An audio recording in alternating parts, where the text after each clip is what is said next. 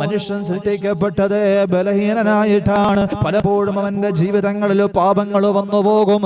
എത്രയൊക്കെ നന്നാവണമെന്ന് തീരുമാനിച്ചാലും, എത്രയൊക്കെ മാറി ചിന്തിക്കണമെന്ന് ഓർത്തു കഴിഞ്ഞാലും, എപ്പോഴൊക്കെ നന്മയുടെ പാതയിലേക്ക് സഞ്ചരിക്കണമെന്ന് അവൻ ആഗ്രഹിച്ചു കഴിഞ്ഞാലും പലപ്പോഴും അവന് സാഹചര്യങ്ങൾ കടിമപ്പെടും. പലപ്പോഴും അവൻ നഫ്സിന്റെ ഇച്ഛകൾ കടിമപ്പെടും. പലപ്പോഴും അവൻ പിശാചിന്റെ പ്രേരണകൾക്ക് വഴങ്ങിപ്പോകും. അങ്ങനെ അവന്റെ ജീവിതത്തിൽ പാപങ്ങൾ വന്നു പോകുമെന്ന് ഹബീബായ നബി മുഹമ്മദ് മുസ്തഫ. എന്തുകൊണ്ടാണ് മനുഷ്യന് പവിത്രത ലഭിക്കാനുള്ള കാരണമെന്താ? എന്തുകൊണ്ടാണ് മനുഷ്യന് പവിത്രത ലഭിക്കാനുള്ള കാരണമെന്താ? അള്ളാഹുവിന്റെ പ്രവാചകൻ അവിടെ നിന്ന് പറയുകയാണ്, പാപങ്ങൾ വന്നു പോകുമ്പോഴും, തിന്മകൾ ചെയ്തു പോകുമ്പോഴും, സാഹചര്യങ്ങൾ കടിമപ്പെടുമ്പോഴും, പിശാചിന് വഴിപ്പെടുമ്പോഴും, ആ തിന്മകളെല്ലാം അവന്റെ ജീവിതത്തിൽ വന്നുപോയി കഴിഞ്ഞാലും വഖൈറുൽ ഖത്താഇന അത്തവ്വാബൂൻ, അവന്റെ ഹൃദയത്തിൽ ഒരു വീണ്ടും വിചാരമുണ്ടാകാറുണ്ട്. അവന്റെ ഹൃദയത്തിൽ ഒരു വീണ്ടും വിചാരമുണ്ടാകാറുണ്ട്. അല്ലാഹുവേ, ഞാൻ ചെയ്തത് പാപമാണല്ലോ. അല്ലാഹുവേ, എന്നിൽ നിന്ന് സംഭവിച്ചു പോയത് തിന്മയാണല്ലോ. അല്ലാഹുവേ, നിന്റെ അനുഗ്രഹങ്ങൾ ആസ്വദിക്കുമ്പോഴും, നീ തന്ന അനുഗ്രഹങ്ങൾ ഓരോന്നായി ജീവിതത്തിൽ ആസ്വദിക്കുമ്പോഴും നിന്റെ കൽപ്പനകളെ വിസ്മരിച്ചു പോയല്ലോ അല്ലാ. നിന്നെ വഴികേടിലായി പോയല്ലോ അല്ലാ എന്ന വീണ്ടും വിചാരം അവന്റെ ഹൃദയത്തിലേക്ക് കടന്നു വരികയും അങ്ങനെ അവൻ തൗബ ചെയ്യുകയും അള്ളാഹുവിനോട് പാപമോചനം ചെയ്യുകയും ചെയ്യുന്നതിന്റെ പേരിലാണ് അവൻ ഏറ്റവും മഹത്വമുള്ളവനായി മാറുന്നതെന്ന് അള്ളാഹുവിന്റെ പ്രവാചകൻ നബി മുഹമ്മദ് മുസ്തഫ സല്ലല്ലാഹു അലൈഹി വസല്ലമ. അല്ലാഹുവിന്റെ പ്രവാചകൻ നബി മുഹമ്മദ് മുസ്തഫ സല്ലല്ലാഹു അലൈഹി വസല്ലമ തങ്ങൾ പറയുന്നു, കുല്ലു ബനി ആദമ ഖത്താഉൻ, കുല്ലു ബനി ആദമ ഖത്താഉൻ, ആദം സന്തതികളൊക്കെയും പാപങ്ങൾ ചെയ്തു പോകുന്നവരാണ്. മനുഷ്യരൊക്കെയും പാപങ്ങൾ ചെയ്തു പോകുന്നവരാണ്. പലപ്പോഴും അവൻ സാഹചര്യങ്ങൾ കടിമപ്പെട്ടു പോകും. പലപ്പോഴും പിശാചിന്റെ പ്രേരണകൾക്ക് വഴിപ്പെട്ടു പോകും. പലപ്പോഴും അവന്റെ ദേഹേച്ഛകൾക്ക് അവൻ അടിമപ്പെട്ടു പോകും. എത്രയൊക്കെ പാപങ്ങൾ അവൻ ജീവിതത്തിൽ വന്നുപോയി കഴിഞ്ഞാലും നന്നാവണമെന്ന് അവനിൽ ഒരു ചിന്തയുണ്ടാവാറുണ്ട്. പാപങ്ങളിൽ നിന്നും മാറി സഞ്ചരിക്കണം, തൗബ ചെയ്യണം, പടച്ചവന്റെ മുമ്പിൽ പശ്ചാത്തപിക്കണം എന്നൊരു ചിന്ത അവന്റെ ഹൃദയത്തിൽ ഉണ്ടാവാറുണ്ട്. അതിന്റെ പേരിലാണ് അവനക്ക് മഹത്വമുള്ളത്. അതിന്റെ പേരിലാണ് അവൻ അള്ളാഹുവിന്റെ മുമ്പിൽ, അള്ളാഹു സുബ്ഹാനഹു വ തആലയുടെ കോടതിയിൽ സ്വീകാര്യനായി മാറുന്നത്, പടച്ചവന്റെ അനുഗ്രഹങ്ങൾക്ക് അവൻ അർഹനാകുന്നത് എന്ന് ഹബീബായ നബി മുഹമ്മദ് മുസ്തഫ. അതുകൊണ്ട് ചെറുപ്പക്കാരെ, പ്രിയപ്പെട്ടവരെ, പാപങ്ങളിൽ നാം പലപ്പോഴും വഴുതി വീഴാറുണ്ട്. പലപ്പോഴും പല രീതിയിലുള്ള മോശത്തരങ്ങൾ നമ്മൾ ചെയ്യാറുണ്ട്. ആ മോശത്തരങ്ങളെല്ലാം ചെയ്യുമ്പോഴും അള്ളാഹുവിന്റെ അടുക്കിലേക്ക് മടങ്ങാനുള്ള ഒരു ഹൃദയം നമ്മുടെ ഹൃദയത്തിൽ ഉണ്ടാവണം, ചിന്തയുണ്ടാവണം. അള്ളാഹുവിന്റെ മുമ്പിലേക്കും മടങ്ങണമെന്നുള്ള ബോധ്യം നമ്മുടെ ഹൃദയത്തിൽ ഉണ്ടാവണം. അപ്പോഴാണ് നാം അള്ളാഹുവിന്റെ മുമ്പിൽ സ്തുത്യർഹരായി മാറുക. അപ്പോഴാണ് നാം അള്ളാഹുവിന്റെ തൃപ്തിക്ക് അർഹരായി മാറുക. എന്തുകൊണ്ടാണ് മനുഷ്യർക്ക് അള്ളാഹു മഹത്വം നൽകാനുള്ള കാരണമെന്താ? അള്ളാഹുവിന്റെ പ്രവാചകന്റെ സഹാബത്തിന്റെ ഇടയിൽ ഒരു തർക്കമുണ്ടാവുകയാണ്. മനുഷ്യർക്കാണോ മലക്കുകൾക്കാണോ പ്രയോജനം കൂടുതൽ? മനുഷ്യർക്കാണോ മലക്കുകൾക്കാണോ മഹത്വം കൂടുതൽ? അള്ളാഹുവിന്റെ പ്രവാചകൻ നബി മുഹമ്മദ് മുസ്തഫ സല്ലല്ലാഹു അലൈഹി വസല്ലമ തങ്ങളുടെ സഹാബത്തിന്റെ ഇടയിൽ തർക്കമുണ്ടാകുമ്പോ ഒരു സഹാബി മറുപടി പറഞ്ഞു, അത്രേ മലക്കുകൾക്കാണ്, മലക്കുകളെക്കാൾ കൂടുതൽ മനുഷ്യർക്കാണ് മഹത്വം. ജിബ്രീലിനേക്കാൾ കൂടുതൽ, മീകായിലിനേക്കാൾ കൂടുതൽ, ഇസ്രാഫീലിനേക്കാൾ കൂടുതൽ മഹത്വമുള്ളതാർക്കെന്നറിയുമോ? അത് മനുഷ്യർക്കാണ്. കാരണമെന്താ? എന്തുകൊണ്ടാണ് മനുഷ്യർക്ക് കാരണം? എന്തുകൊണ്ടാണ് മനുഷ്യർക്ക് മഹത്വം ലഭിക്കാനുള്ള കാരണമെന്താ? മലക്കുകൾ സദാസമയം ഇബാദത്തെടുക്കുന്നവരാണല്ലോ. മലക്കുകൾ സദാസമയം അല്ലാഹുവിന്റെ ദിക്റിലായി കിഴിഞ്ഞുകൂടുന്നവരാണല്ലോ. അതെല്ലാം അവർ നിത്യമായൊരു ഇടതടവില്ലാതെ ചെയ്തുകൊണ്ടിരിക്കുമ്പോഴും പലപ്പോഴും പാപങ്ങളിൽ വഴുതി വീട് പോകുന്ന മനുഷ്യൻ എങ്ങനെയാണ് മഹത്വം ലഭിക്കുക? പഠിക്കുക. കാരണം അവന്റെ ഹൃദയം എങ്ങനെയെന്നറിയുമോ? അവന്റെ സൃഷ്ടിപ്പ് എങ്ങനെയെന്നറിയുമോ? മനുഷ്യന്റെ സൃഷ്ടിപ്പ് പാപങ്ങളിലേക്ക് വഴുതി വീഴാൻ സാധ്യതയുള്ളതാണ്. മലക്കുകളുടെ സൃഷ്ടിപ്പ് അങ്ങനെയല്ല. മലക്കുകൾക്ക് പാപത്തെക്കുറിച്ചുള്ള ചിന്തയില്ല. മലക്കുകൾക്ക് പാപത്തിനുള്ള സാഹചര്യങ്ങളില്ല. അല്ലാഹുവിന് അനുസരണക്കേട് കാണിക്കാൻ അവർക്ക് അവസരങ്ങളില്ല. അവരുടെ ഹൃദയത്തിൽ പാപങ്ങളെ കുറിച്ചുള്ള ചിന്ത വരില്ല. പക്ഷേ മനുഷ്യന്റെ ഹൃദയം അങ്ങനെയല്ല. മനുഷ്യന്റെ ശരീരം അങ്ങനെയല്ല.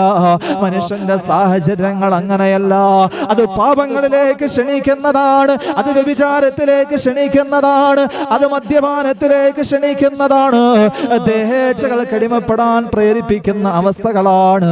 അങ്ങനെ തിന്മകളിലേക്കുള്ള അവസ്ഥകളുള്ളപ്പോഴും ആ തിന്മകളിലേക്കുള്ള മനസ്സിന്റെ ഇച്ഛയെ പിടിച്ചു കെട്ടിയിട്ട് അല്ലാഹുവിന് ഇഷ്ടപ്പെട്ട രീതിയിലേക്ക് തന്റെ നഫ്സിനെ തിരിച്ചു വിടുമ്പോഴാണ് ഒരു മനുഷ്യൻ മലക്കുകളെക്കാൾ ഉയരത്തിലും മഹത്വത്തിലെത്തുന്നതെന്ന് സഹാബികൾ അവിടെ നിന്ന് മറുപടി പറയുമ്പോ, സഹാബത്തിന്റെ ഇടയിൽ മറുപടി ഉയരുമ്പോ, എന്റെ പ്രിയപ്പെട്ട സഹോദര സഹോദരി, മലക്കുകളെക്കാൾ ഉയരത്തിൽ നമുക്ക് എത്തണമെങ്കിൽ, മലക്കുകളെക്കാൾ മഹത്വം നമുക്ക് ലഭിക്കണമെങ്കിൽ ഈ നഫ്സിനെ പിടിച്ചു കെട്ടാൻ നമുക്ക് കഴിയണം.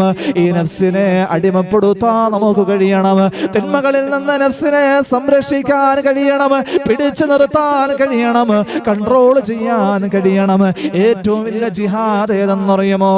ഏറ്റവും വലിയ പോരാട്ടം ഏതെന്നറിയുമോ?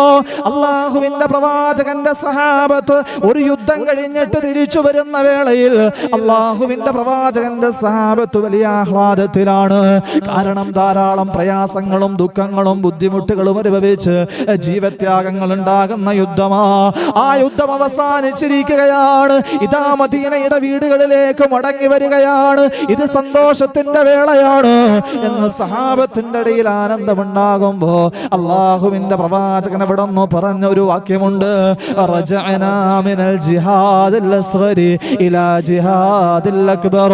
അല്ലാഹുവിന്റെ റസൂൽ പറയുകയാ, ചെറിയ യുദ്ധത്തിൽ നിന്ന് വലിയ യുദ്ധത്തിലേക്ക് നമ്മൾ മടങ്ങി വന്നിരിക്കുകയാ. യുദ്ധരണാങ്കണത്തിലെ ശത്രുക്കളുമായിട്ട് നടത്തുന്ന പോരാട്ടം വാൾത്തലപ്പുകൾ കൊണ്ട്, കുന്തമുനകൾ കൊണ്ട്, അമ്പുകൊണ്ട് വല്ലാത്ത നടത്തുന്ന സംഘട്ടനമുണ്ടല്ലോ. ശരീരം മുഴുവനും വെട്ടേക്കുന്ന, മുറിവേക്കുന്ന, ചോരയൊലിക്കുന്ന രണാങ്കണത്തിലെ യുദ്ധം അത് ചെറിയ യുദ്ധമാണ്. എന്നിട്ട് അല്ലാഹുവിന്റെ പ്രവാചകൻ പറയുകയാ, മിനൽ ജിഹാദിൽ അസ്ഗരി ഇലാ ജിഹാദിൽ അക്ബർ. നമ്മൾ വലിയൊരു പോരാട്ടത്തിലേക്കാണ് മടങ്ങുന്നത്. ചെറിയ പോരാട്ടത്തിൽ നിന്ന് വലിയ പോരാട്ടത്തിലേക്കാണ് നാം മടങ്ങുന്നത്. അതേതെന്നറിയുമോ? അത് തന്നെ നഫ്സിനോടുള്ള പോരാട്ടമാ. അത് ശരീരത്തോടുള്ള പോരാട്ടമാ. തന്റെ ദേഹേച്ഛകളോടുള്ള പോരാട്ടമാണ് ഏറ്റവും വലിയ പോരാട്ടം, ഏറ്റവും വലിയ ജിഹാദ് യുദ്ധമെന്ന് അള്ളാഹുവിന്റെ പ്രവാചകൻ നബി മുഹമ്മദ് മുസ്തഫ സല്ലല്ലാഹു അലൈഹി വസല്ലമ.